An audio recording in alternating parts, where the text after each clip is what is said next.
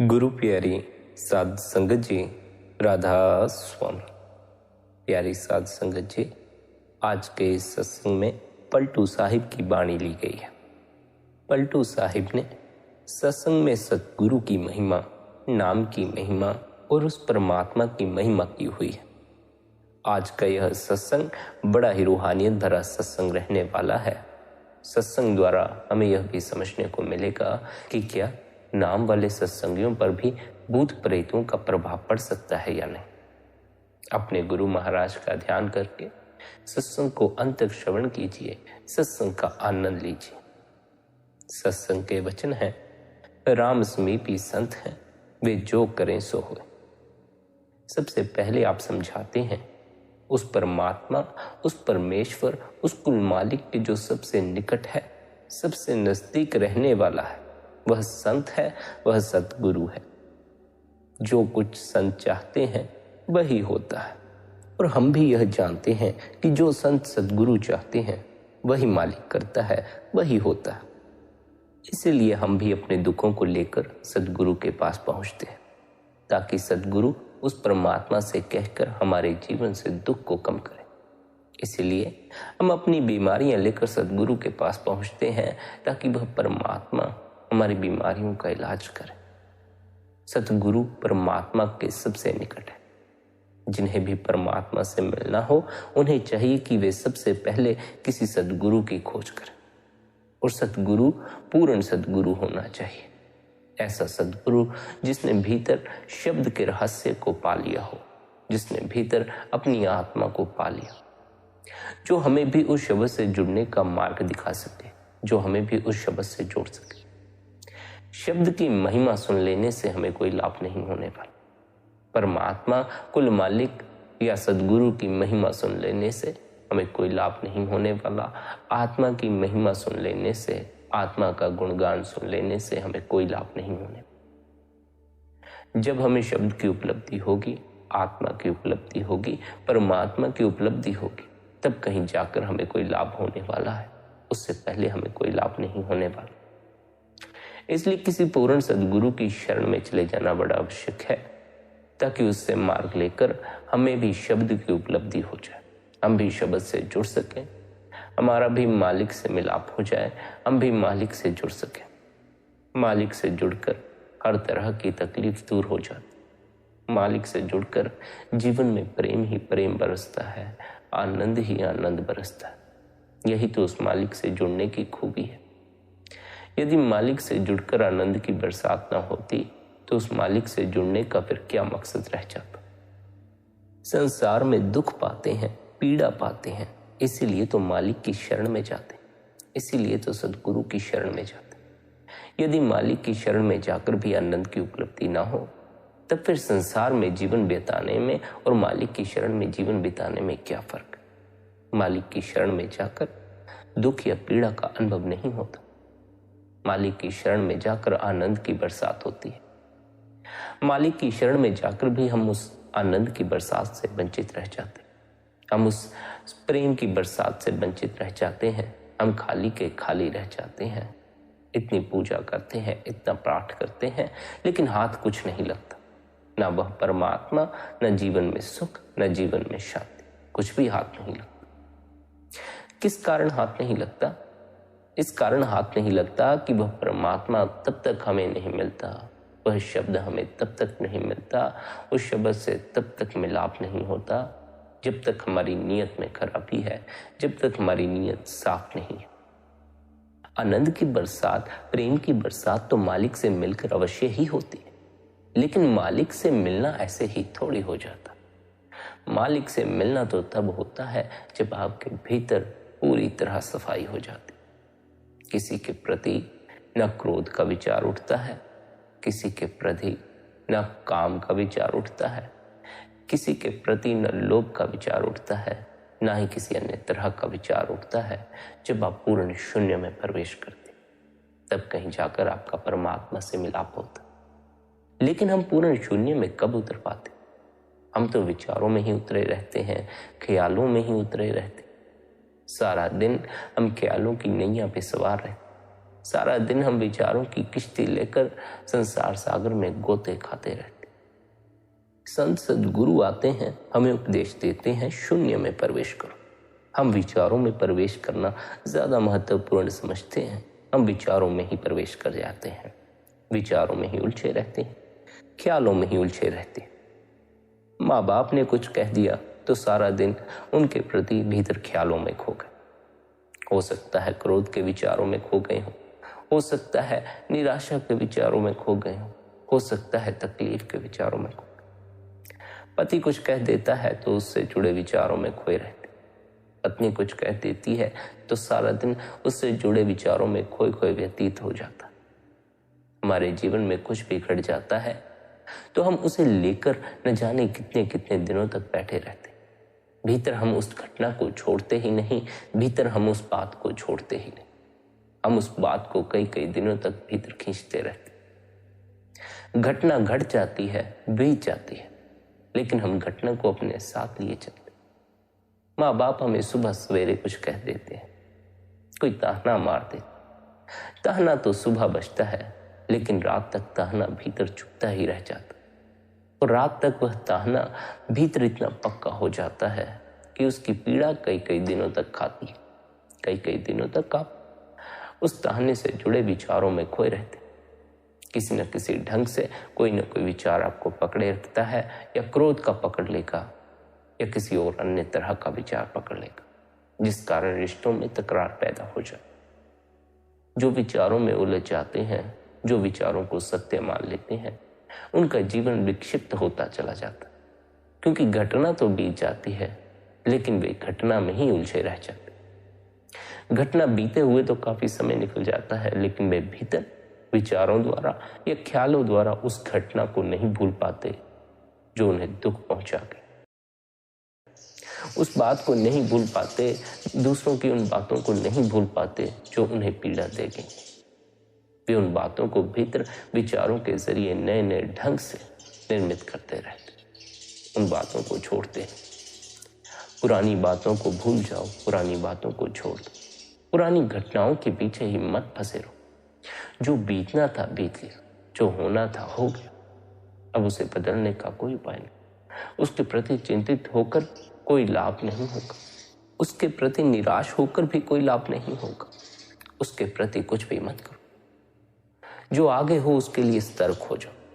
पीछे जो बीत गया अब उसमें हम कुछ भी नहीं कर सकते।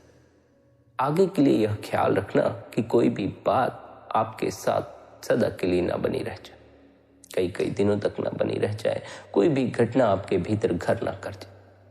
जो बाहर से बीत जाए वह भीतर से भी बीत जाए। उसे भीतर भी अपने साथ लेकर नहीं चलना। जो बाहर छोड़ दिया वह भीतर भी छोड़ देना। भीतर की पकड़ नहीं छूटती, बाहर तो सब छूटता चला जाता। बाहर तो धन छूटता चला जाता है, अपने छूटते चले जाते हैं, सपने छूटते चले जाते हैं, शरीर छूटता चला जाता है, संसार छूटता चला जाता। लेकिन भीतर पकड़ नहीं छूटती, न संसार की, न धन की, न मन की, न तन की। ये पकड़ हमें विचारों में उलझाए रखती है। ये पकड़ हमें माया में उलझाए रखती है। ये पकड़ हमें सत्य की खबर नहीं लगने देती। ये पकड़ हमें उस परमात्मा, उस कुल मालिक की खबर नहीं लगने देती जो हमारे ही भीतर बैठा हो। भीतर बैठे परमात्मा तक पहुंचना हो तो पहले माया के इस पर्दे से परे जाना होगा। पहले माया का यह पर्दा हटाना। माया के पर्दे में फंसे रहे तो परमात्मा की खबर ना लगेगी। माया के पर्दे में हम तब तक फंसे रहेंगे जब तक हमने मन का साथ दिया है, जब तक हम मन को नहीं ठहरा पाए, जब तक हम मन में उलझे। किसी भी तरह के विचार में उलझे रहो, चाहे क्रोध के विचार में उलझे रहो, प्रेम के विचार में उलझे रहो, शांति के विचार में उलझे रहो, अशांति के विचार में उलझे रहो, गुरु के विचार में उलझे रहो, परमात्मा के विचार में उलझे रहो। प्रत्येक तरह का विचार भीतर के पूर्ण शून्य में प्रवेश करने में बाधा बन जाता है। जब तक हम पूर्ण शून्य में प्रवेश नहीं करते तब तक हमारा परमात्मा से मिलाप नहीं हो पाता। भीतर गूंजते शब्द से मिलाप नहीं हो पाता। परमात्मा से मिलाप करना है तो भीतर पूर्ण शून्य में प्रवेश करना होगा। किसी तरह का भीतर कोई विचार ना हो, किसी तरह की भीतर कोई कल्पना न हो। कहने का अर्थ है कि भीतर मन की मौजूदगी न हो। मन की मौजूदगी सदा बाधा बनती रहेगी। मन की मौजूदगी सदा संसार की तरफ लेकर जाती रहेगी। मन की मौजूदगी धन के पीछे भगाएगी, तन के पीछे भगाएगी, लोगों के पीछे भगाएगी, अनेकों तरफ भगाएगी, लेकिन कभी भी ठहरने का मौका नहीं देगी। मन की मौजूदगी अक्सर कहती रहेगी कि भागो, उपलब्ध करो और आराम से बैठो, लेकिन कभी भी आराम से बैठने का समय नहीं आएगा। आज ही आराम से बैठ सकते हो, आज ही भागने की कोई आवश्यकता नहीं। मन कल आराम करने को कहेगा, आप आज ही आराम कर सकते हैं। मन के पीछे लगकर कल की आकांक्षा में मत पड़ो। कल कभी नहीं आता, कल का कोई अस्तित्व नहीं है। अस्तित्व तो आज का ही है।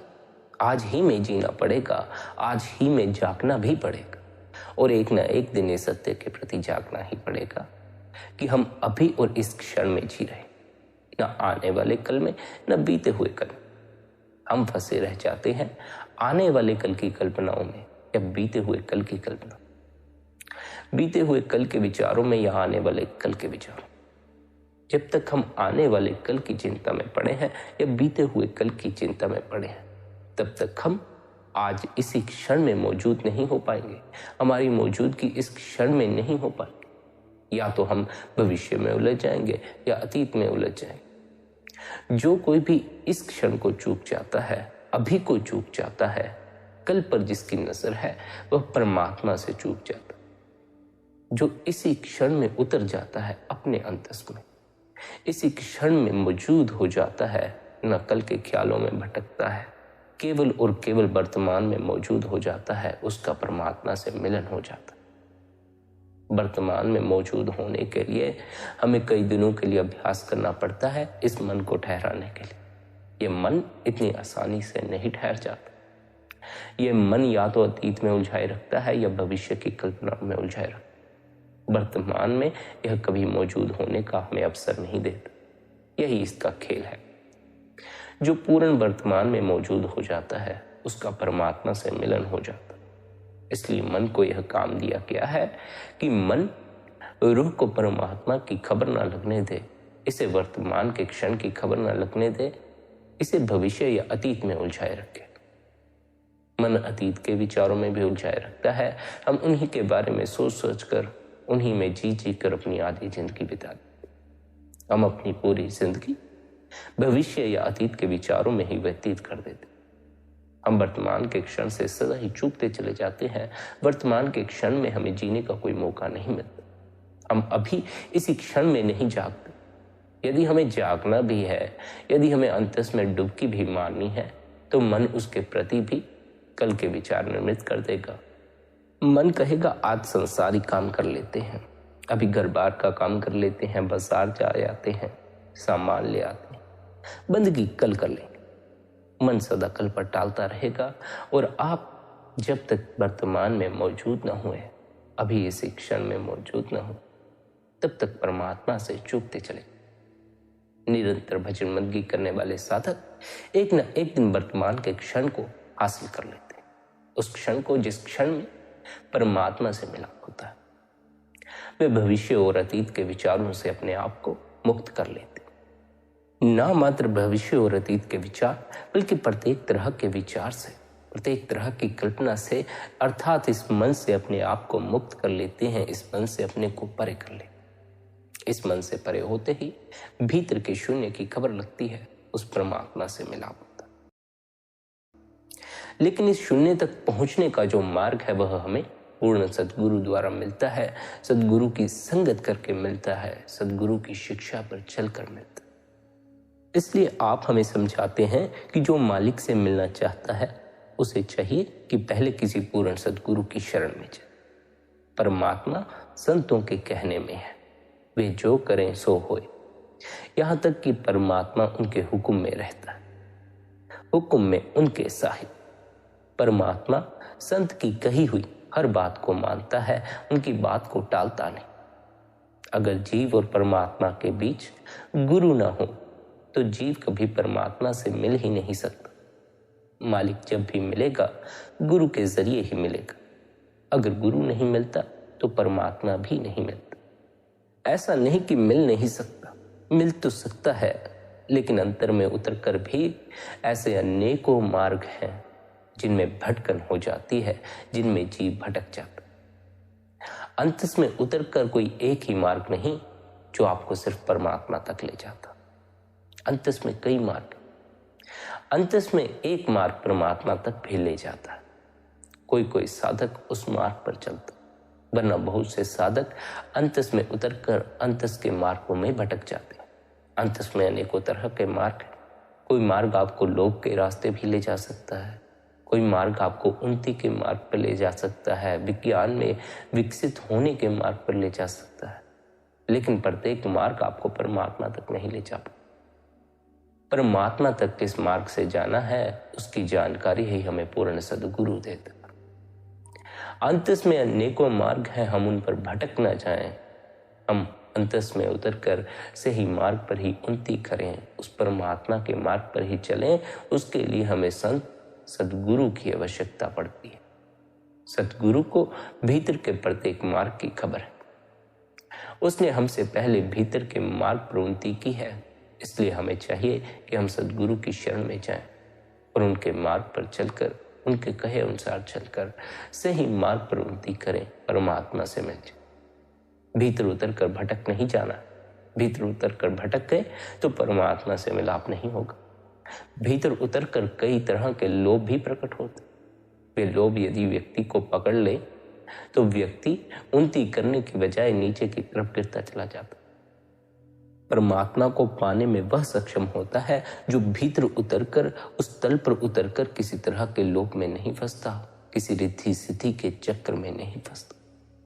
वरना तो बहुत से लोग रिद्धि सिद्धियों के लोभ में आकर अपनी आध्यात्मिक उन्नति बर्बाद कर बैठते हैं। उनका परमात्मा से मिलाप नहीं हो पाता। इसलिए संतों की शरण में जाना चाहिए, पूर्ण सद्गुरु की शरण में जाना चाहिए, ताकि जब हम अभ्यास द्वारा अपने अंतस में उतरें, अंतस में कई मार्ग जब हमारे पास हों, तब वह सद्गुरु हमें सही मार्ग की ओर इशारा करे। यदि सद्गुरु हमें सही मार्ग का ज्ञान ना दे तो हम भीतर के मार्गों पर भटक जाएं, परमात्मा तक ना पहुंचे, न जाने किस मार्ग पर निकल जाए। हमें अभी भीतर का कोई ज्ञान नहीं। जब तक हम भीतर उन मार्गों पर पहुंचे नहीं, हमें यह भी खबर नहीं लगेगी कि भीतर कौन कौन से मार्ग। जब तक हम उस मार्ग पर नहीं चले जिस मार्ग पर चलकर परमात्मा से मिलाप होता है, तब तक हमें यह नहीं पता चलेगा कि उस परमात्मा से मिलाप करने के लिए किस मार्ग पर यात्रा करनी पड़ती। जब तक हमने स्वयं उस परमात्मा से मिलाप नहीं कर लिया, तब तक हमें यह नहीं पता चलेगा कि उस परमात्मा से आज दिन तक किसी का मिलाप हुआ भी है या नहीं। वैसे तो हम मान लेते हैं कि संत सद्गुरुओं का परमात्मा से मिलाप हुआ, लेकिन मानना और बात है। जब आपका स्वयं का मिलाप हो जाता है तब आप जान जाते हैं, मानते नहीं हैं, तब आपको यह अनुभव हो जाता है कि परमात्मा से मिलाप किया जा सकता। लेकिन यदि आप लोगों की तरफ देखें तो लोग अवश्य ही परमात्मा की पूजा प्रार्थना करते हैं, पर परमात्मा से मिलाप करने की उनके भीतर कोई चाह नहीं। परमात्मा से मिलाप हर कोई नहीं करना चाहता। कई हैं जो अपने प्रेमी से मिलाप कर लेना चाहते हैं, कई हैं जो धन से मिलाप कर लेना चाहते हैं, कई हैं जो मकान से मिलाप कर लेना चाहते हैं, लेकिन कोई भी परमात्मा से मिलाप नहीं कर लेना चाहता। परमात्मा को पूजते हैं ताकि धन की उपलब्धि हो सके, अच्छे बड़े मकान की उपलब्धि हो सके, संस्कारी बच्चों की उपलब्धि हो सके, लेकिन परमात्मा को इसलिए नहीं पूछते कि परमात्मा की उपलब्धि हो सके। परमात्मा को कोई नहीं पाना चाहता, लेकिन परमात्मा के जरिए सब कुछ पाना चाहते हैं। जो परमात्मा को पा लेता है वे सब कुछ पा लेते हैं। जो सब कुछ पा लेना चाहते हैं वे परमात्मा से तो चूकते ही चूकते हैं, और संसार में जो उन्होंने पाया है वे भी उन्हें छोड़ जाना पड़ता है, उनसे भी चूक जाते। इस संसार में सब कुछ पाने का तो कोई उपाय नहीं। जितना पाया है उतना भी छोड़ जाना पड़ेगा, उतना भी अपने साथ ले जाने का कोई उपाय नहीं। हम परमात्मा से परमात्मा को नहीं मांगते, हम सद्गुरु से परमात्मा को नहीं मांगते, लेकिन हम परमात्मा से अनेकों चीजें मांग लेते हैं, हम सद्गुरु से अनेकों चीजें मांग लेते। अबल तो जिंदगी में कुछ मांगो मत, जो मिलना है उसकी दया मेहर से मिल जाना। और यदि आप अच्छे कर्म जीवन में करते हैं तो आपको उसका अच्छा ही फल मिलता। हमारे बुरे कर्म होते हैं जो हमें जिंदगी में बुरा फल मिलता रहता है, दुख उठाने पड़ते। या तो हम किसी के प्रति गलत बात बोल देते हैं, किसी की निंदा करते हैं, किसी की चुगली करते हैं, या किसी को दुख देते हैं, किसी को तकलीफ देते हैं। चाहे किसी की निंदा करके किसी को दुख दो, या किसी के साथ ऐसा मजाक करो जिससे उसको पीड़ा पहुंचती हो, उसका फल भोगना पड़ता है। हम सोचते हैं कि हमने कोई बड़ा बुरा कर्म नहीं किया तो हमें अच्छा ही नतीजा मिलना चाहिए। यदि हमने छोटी छोटी गलतियां भी की हैं, छोटे छोटे बुरे कर्म भी किए हैं, तो उनका भी हिसाब किताब है, उनका भी हिसाब करना पड़ता है। इसी कारण से यह बार बार समझाया जाता है कि अपनी नीयत को साफ रखें। यदि नीयत साफ होगी, विचार अच्छे होंगे, विचारों में गंदगी न होगी, तो आपको जीवन में दुख नहीं भोगना पड़ेगा, पीड़ा का सामना नहीं करते रहना पड़ेगा। हमारे जब विचार गलत होते हैं, जब वे बार बार भीतर दौड़ते रहते हैं, हम उनके बारे में सोचते रहते हैं, तो वे हमारे कर्मों में तब्दील हो जाते हैं। फिर हम उसी गलत सोच के अनुसार कर्म कर बैठते हैं और उसका हमें नतीजा भुगतना पड़ता है। फिर चाहे आप किसी की चुगली ही क्यों ना करते, यह मत समझना कि चुगली करने में किसी को कोई दुख नहीं पहुंचता हो। यदि आप जीवन में बेईमानी करते हैं तो जीवन में दुख का सामना करना पड़ता है, पीड़ा का सामना करना पड़ता है। यूं ही नहीं, बार बार हमें समझाया जाता है कि ईमानदारी से अपना जीवन व्यतीत करो, नेक नीयत से अपना जीवन व्यतीत करो, अच्छी सोच से अपना जीवन व्यतीत करो। गलत सोच, गलत विचार, बुरी नीयत हमें बुरे कर्मों की तरफ ले जाती। जब हम कर्म कर बैठे तो हिसाब बन गया, हिसाब बन गया तो उसका भुगतान भी करना पड़ेगा। गलत कर्म किया तो दुख के रूप में उसका भुगतान किया जाएगा, सही कर्म किया तो सुख के रूप में उसका भुगतान करना पड़ेगा। यह मत सोचना वह परमात्मा आपके जीवन में दुख देता है या दूसरे लोग आपके जीवन में दुख देते हैं, बल्कि आप अपने जीवन में अपने दुख का कारण स्वयं ही। यदि आप चाहें सुखी होना तो आप सुखी भी हो सकते हैं, कोई आपको नहीं रोक सकता सुखी होने से। उस मालिक पर भरोसा करके इस मन को छोड़ दीजिए, अभी इसी क्षण सुख की उपलब्धि हो जाएगी। लेकिन यह मन नहीं छूटता, ये विचार नहीं छूटते। हम तो परमात्मा के पास भी जब जाते हैं तो हम परमात्मा से संसारिक मांगे ही करते हैं। इस कदर हमारा मन हम पर हावी है, इस कदर हमारा मन बाहर भटक रहा है कि हम परमात्मा की शरण में बैठकर भी बाहर के विचारों में खोए हुए। परमात्मा की शरण में बैठकर जो मन में नहीं खोया है, संसार के विचारों में नहीं खोया, वह चाहे कुछ ना मांगे उसे सब मिल जाता। जो परमात्मा की शरण में बैठकर संसारिक विचारों में ही खोया है, वह चाहे कुछ भी मांगता रहे, वह खाली का खाली रह जाता। सब मिल भी जाए तब भी खाली रह जाओगे। आज अगर सब मिल भी जाता है तो कल मृत्यु आएगी और फिर हाथ खाली हो जाए। इस संसार में हाथ कभी नहीं भरते। अगर खुद से प्रयास करके भरो तो मृत्यु आकर खाली कर देती। अगर खुद से कोई प्रयास न करो तब तो फिर खाली के खाली ही रह जाए। लेकिन सत्य यही है कि यह संसार एक भ्रम की तरह है।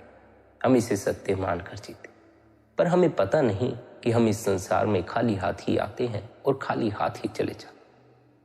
हमने संसार के भ्रम को पकड़ लिया, हमने फिर इस भ्रम को भी पकड़ लिया कि शायद हमारे हाथ कभी न कभी भर जाएंगे। हम लगे रहते हैं मेहनत करने में, प्रयास करने में, भरते चले जाते हैं अपने खजाने, लेकिन मौत आती है, हाथ फिर खाली रह जाते, खजाने यहीं पड़े रह जाते। जिसने खजाना इकट्ठा किया उसके तो काम नहीं आता। बच्चों के लिए छोड़ जाना पड़ता है, बच्चों के बच्चों के लिए छोड़ जाना पड़ता है, अपने किसी काम नहीं है। अपने काम तो केवल परमात्मा ही आने वाला। न धन आने वाला है, न बच्चे आने वाले हैं, न मकान आने वाला है, न पति आने वाला है, न पत्नी आने वाली। अपने काम वह परमात्मा आएगा। अबल तो उस परमात्मा से कोई मांग ना करो, उसे सब पता है आपको क्या देना है, वह सही समय आने पर सब दे देगा।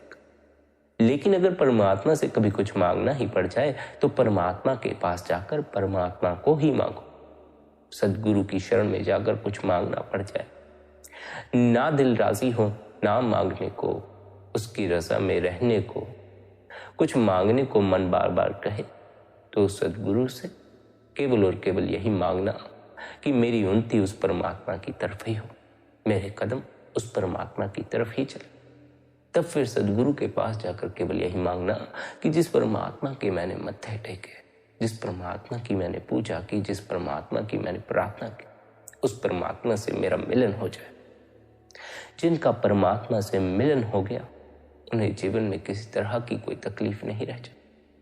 वह परमात्मा उनको संभाल लेता है, वह परमात्मा उन पर प्रेम की वर्षा करता है, वह परमात्मा उन पर आनंद की वर्षा करता है।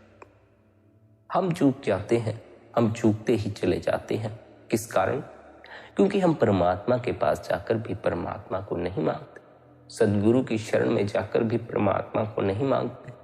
मांगते हैं तो संसारिक चीजें, मांगते हैं तो संसारिक लोग। जो हमारे साथ नहीं जाएगा, जिससे हमारे हाथ कभी नहीं भरने वाले, हम उन्हीं चीजों की मांग करते। जिन चीजों को हमें यहाँ छोड़ जाना है, जिन लोगों को हमें छोड़ जाना है, हम उन्हीं लोगों की मांग करते हैं, उन्हीं चीजों की मांग करते हैं। हम उस चीज की कभी मांग नहीं करते जो मृत्यु के बाद भी हमारे साथ है। मृत्यु के बाद केवल और केवल हमारे साथ परमात्मा ही जाता। ना संसारिक लोग जा सकते हैं, ना संसारिक पदार्थ जा सकते हैं, ना धन जा सकता है, ना मकान जा सकता, कुछ नहीं जा सकता। केवल और केवल वह परमात्मा हमारे साथ जाएगा। जिन्होंने जीते जी उस परमात्मा की शरण ले ली, उस परमात्मा से मिलाप कर लिया, उन्हें मृत्यु के समय इसका अनुभव भी होगा कि वे परमात्मा के साथ। जिनका जीते जी परमात्मा से मिलाप ही नहीं हुआ, जिन्होंने परमात्मा का अनुभव ही नहीं हुआ, उन्हें भला यह अनुभव कैसे हो पाएगा कि वे मरकर परमात्मा के साथ। उन्हें परमात्मा लेने आता ही नहीं। जिन्होंने जीते जी परमात्मा से मिलाप नहीं किया, उन्हें मरकर परमात्मा लेने नहीं आता। उन्हें मरकर यमदूत लेने आते, उन्हें यमदूत अपने साथ ले जाते हैं और फिर उन्हें उनके कर्मों के हिसाब से उनका दंड देते। परमात्मा की शरण में जाने का अर्थ केवल इतना नहीं है कि आपने परमात्मा को मान लिया या परमात्मा से जुड़ा नाम ले लिया। परमात्मा से मिलाप करने का अर्थ है कि आप उसके रूबरू हो गए, आप और परमात्मा एक हो गए, आपका परमात्मा से मिलन हो गया और आपको परमात्मा का अनुभव हुआ। जब एक बार परमात्मा से जीते जी मिलन हो गया तो मृत्यु के समय यमदूत नहीं आता। जिनको नाम का भेद मिल गया, जिन्होंने नाम की कमाई की, जिनका परमात्मा से मिलाप हो गया, उनके निकट यमदूत कभी नहीं आता। जब नाम वालों के निकट यमदूत नहीं आते तो भूत प्रेत उनके निकट कैसे आ सकते? नाम वाले सत्संगियों के करीब ना तो यमदूत आते हैं, ना भूत प्रेत आते हैं, ना ही उन पर अन्य तरह की कोई नकारात्मकता प्रभाव डाल पाती है। नाम वाले सत्संगी की खैर वह परमात्मा करता है। नाम वाले सत्संगी की संभाल वह परमात्मा, वह सद्गुरु करता है। उस परमात्मा तक पहुंचने का मार्ग इतना आसान नहीं है। सुनने में आसान लगता है, भजन बंदगी में बैठ जाओ, ध्यान में बैठ जाओ, लेकिन इस मार्ग पर चलना इतना आसान नहीं। ना ही ध्यान करना इतना आसान है, ना ही बंदगी करना इतना आसान है, बल्कि भीतर उतरकर जो परमात्मा तक पहुंचने का मार्ग है वह भी इतना आसान नहीं है। कई तरह के प्रलोभन रास्ते में आएंगे, कई तरह के भटकाव रास्ते में आएंगे, भटकाते चले जाएंगे। यदि सद्गुरु की शरण ना हो, सद्गुरु की संगत ना हो, तो यह संभावना है कि व्यक्ति भीतर के मार्ग पर भी भटक जाए। संसार में तो भटकता ही भटकता है, भीतर भी भटक सकता है। इसलिए सद्गुरु की संगत करना बड़ा ही आवश्यक है। बहुत से साधक होते हैं जो रिद्धि सिद्धियों में फंसकर अपनी आध्यात्मिक उन्नति खराब कर बैठते। रिद्धियां सिद्धियां मन की करतूतें हैं। संत इनको पसंद नहीं करते। उनकी पहुंच बहुत आगे तक है। वे स्वर्ग की ओर तो देखते भी नहीं। स्वर्ग में नाम नहीं, सिर्फ खुशी है, जिसे भोग कर वापिस संसार में आना पड़ता है। यह ना समझें कि यदि आप स्वर्ग में चले गए तो आपकी मुक्ति होगी। नहीं, स्वर्ग में जाकर आप काफी समय तक खुशी का अनुभव कर सकते हैं, सुख का अनुभव कर सकते हैं, लेकिन आपको फिर स्वर्ग से संसार में उतार दिया जाएगा। ताकि आप इस जामे में बैठकर उस मालिक की भक्ति करें और उससे मिलाप करें। मनुष्य जन्म में आने का लक्ष्य यह नहीं कि हम स्वर्ग के ख्यालों में खो जाएं या नरक के ख्यालों में खो जाएं। मृत्यु के बाद क्या होगा हमें कोई पता नहीं। स्वर्ग है भी या नहीं हमें कोई पता नहीं। मृत्यु के बाद कोई स्वर्ग जाता है या नहीं इसका हमें कोई पता नहीं। लेकिन मृत्यु के बाद एक घटना तो उस परमात्मा में समा जाने की, एक घटना इस संसार में लौट कर आ जाने की। जो इस संसार में लौट कर आ जाते हैं उनका नरक यही निर्मित है। उन्हें नरक खोजने की आवश्यकता नहीं पड़ती। यह संसार जितना दुख आदमी को पहुंचाता है, इस संसार में पड़कर जितना आदमी कष्ट भोगता है उतना तो शायद उसे नरक में भी ना मिलता। मनुष्य तो यही नरक भोग रहा है। मनुष्य को चाहिए कि वह परमात्मा से मिलाप करे और अपने जीवन को यहीं बैठे बैठे स्वर्ग बना ले। यही जीवन यही संसार स्वर्ग हो सकता है, लेकिन यही जीवन यही संसार नरक हो चुका है। जो बेहतर हो सकता है वही वही हमने बेकार कर लिया। हमारी इंद्रियां हमारे लिए सहायक हो सकती, लेकिन वे ही हमारा नुकसान करे जा रही हैं। हमारा मन हमारा मित्र हो सकता है, लेकिन वह ही हमारा दुश्मन बने बैठा। काम, क्रोध, लोभ, मोह और अहंकार जो हमारे सहायक हैं, यही आज हमारी पीड़ा का कारण है। इनके कारण ही हमारे जीवन में दुख बना। हमें जो भी मिला है हम उसे सही ढंग से इस्तेमाल नहीं करते, बल्कि हम उसका दुरुपयोग करते चले जाते। परमात्मा ने हमें शरीर दिया, इंद्रियां दी, मन दिया, ताकि हम संसार में भी विचर सकें और मालिक की भक्ति भी कर सकें। लेकिन हम संसार की तरफ ही मुड़ गए। हम इंद्रियों के भरोसे ही हो गए, हम मन के भरोसे ही हो गए।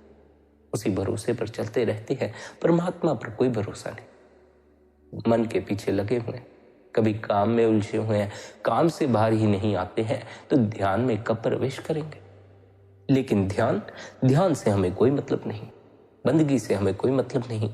हमें तो मतलब है संसार से, हमें तो मतलब है भोगने से, लोगों से, पदार्थों से, धन से, मकान से। ये मतलब ज्यादा समय के लिए कायम न रह सके। ज्यादा समय के लिए कुछ भी कायम नहीं रहता, ना जिंदगी, ना पदार्थ, ना लोग, ना आपके सपने, ना आपकी ख्वाहिशें, ना आपका मकान, ना आपका धन। एक न एक दिन सब बदल जाता है। आज जिस जमीन पर हमारा मकान है, जिस जगह पर हमारा मकान है, न जाने यहाँ पहले कई सालों पहले किसका मकान था। न जाने हमसे पहले इस जमीन पर कितने लोग हो चुके हैं, कितने ही लोग इस जमीन को छोड़कर जा चुके। हमने भी इस जमीन को छोड़ जाना, हम भी सदा के लिए इस जमीन पर ना रह सके।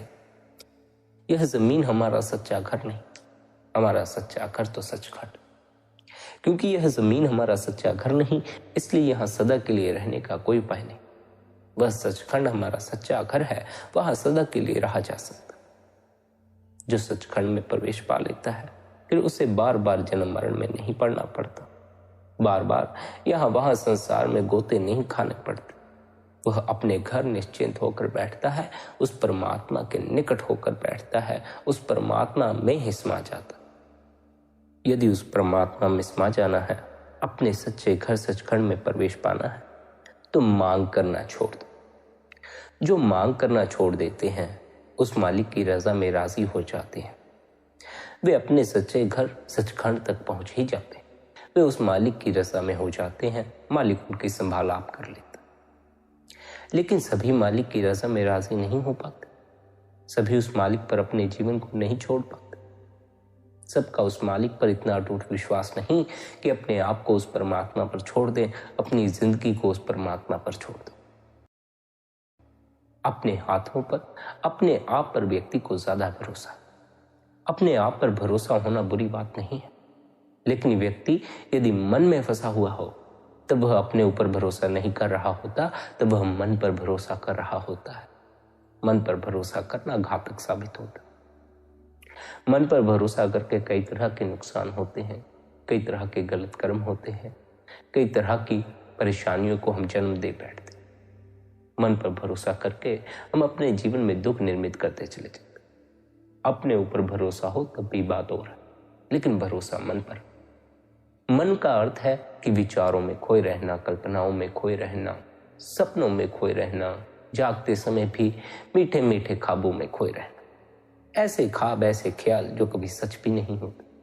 किसी स्त्री को देख लेते हैं तो विवाह तक पहुंच जाते, स्त्री से मिलन तक नहीं होता, बात तक नहीं होती, लेकिन ख्याल विवाह तक पहुंचा देते हैं। ख्याल व्यक्ति को बड़ी दूर तक ले जाते हैं, और यह जो व्यक्ति दूर तक भटक जाता है, यह वर्तमान के क्षण से चूक जाता है। ख्याल व्यक्ति को भविष्य में ले जाते हैं या अतीत में ले जाते हैं। वर्तमान का क्षण व्यक्ति के हाथ से निकल जाता है। वर्तमान से व्यक्ति सदा चूकता चला जाता है, यानी उस परमात्मा से चूकता चला जाता है। परमात्मा की उपलब्धि वर्तमान के क्षण में होगी, अभी इसी क्षण में होगी। वर्तमान का क्षण तो अभी भी मौजूद है, लेकिन हम वर्तमान में मौजूद नहीं हो पाते, हम मन को छोड़ नहीं पाते। इस कारण परमात्मा की मौजूदगी का एहसास नहीं होता। हम जैसे ही मन को छोड़ते हैं, जैसे ही मन को छोड़कर वर्तमान में उतरते हैं, वर्तमान में प्रवेश करते हैं, तत्क्षण हमें परमात्मा का अनुभव हो जाता है।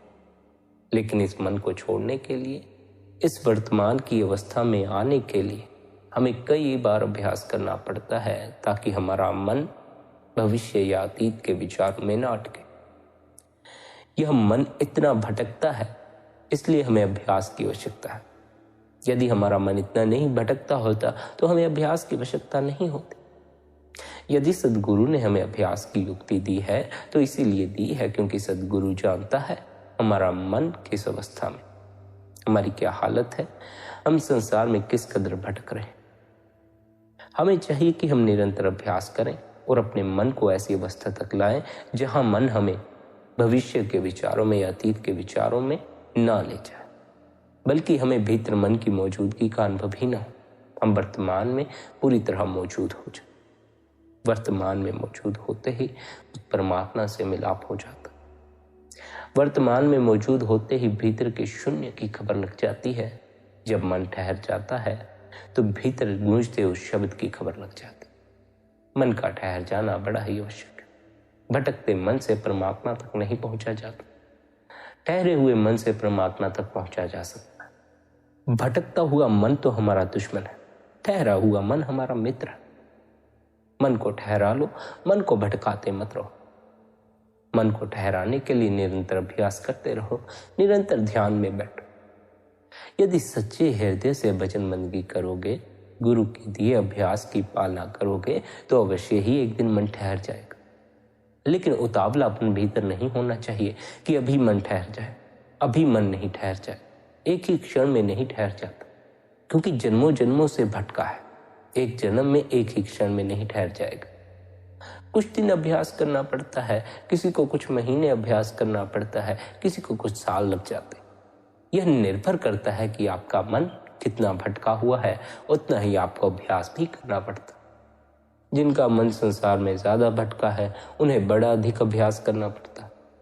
जिनका मन संसार में कम फैला हुआ है, उन्हें कम अभ्यास करना पड़ता है, क्योंकि मन को ठहरा लेना असल लक्ष्य है। मन के ठहरते ही परमात्मा से मिलाप हो जाता है। मन के ठहरते ही हम भीतर उस तल पर उतर जाते हैं जहां अनेकों मार्ग खुलते हैं। उस परमात्मा तक पहुंचने का मार्ग भी भीतर मौजूद है। सद्गुरु से सलाह लेकर, सद्गुरु के नक्शे कदम पर चलकर, सद्गुरु के उपदेश पर चलकर हम भीतर परमात्मा तक पहुंचने वाले सही मार्ग पर चल सकते हैं। वरना यह संभावना है कि हम भीतर भी किसी मार्ग पर भटक सकते हैं। हमें चाहिए हम पूर्ण सद्गुरु की शरण लें, उनकी संगत करें, उनके सत्संग सुने, उनसे भीतर के मार्ग की खबर लें। जो अभ्यास की युक्ति वे हमें समझाते हैं, वे सद्गुरुओं द्वारा हमें वह मार्ग दिया गया है जो मार्ग हमें परमात्मा तक पहुंचा देगा। उस मार्ग पर निरंतर चलना चाहिए, यानी हमें सद्गुरु द्वारा दिए अभ्यास की निरंतर पालना करनी चाहिए। निरंतर हमें सद्गुरु द्वारा दिए भजन सिमरन का पालन करना चाहिए। प्यारी साध संगत जी, उस परमात्मा से मिलाप करने के लिए अपने इस भटकते मन को ठहराएं। इस भटकते मन को ठहराने के लिए सद्गुरु ने आपको भजन बंदगी की युक्ति दे रखी है, या फिर जो भी आपके सद्गुरु ने आपको युक्ति दी हो, आप उसका अभ्यास करते रहें। निरंतर अभ्यास द्वारा एक दिन आप वर्तमान के क्षण में भी प्रवेश पा जाएंगे, उस परमात्मा से भी मिलाप हो जाएगा। प्यारी संगत जी, यदि आज का यह सत्संग आपको अच्छा लगा हो तो आज के इस सत्संग को आप शेयर भी कर सकते हैं। साथ ही आप शबदुन सत्संग चैनल को भी सब्सक्राइब कर सकते हैं और हर रोज सुबह 5:30 बजे सत्संग का आनंद ले सकते हैं। बाकी आप सबकी अपनी मौज है, अपना ख्याल रखें। आप सभी के भीतर बैठे कुल मालिक को प्रणाम, आप सभी को प्रणाम। राधा स्वामी जी।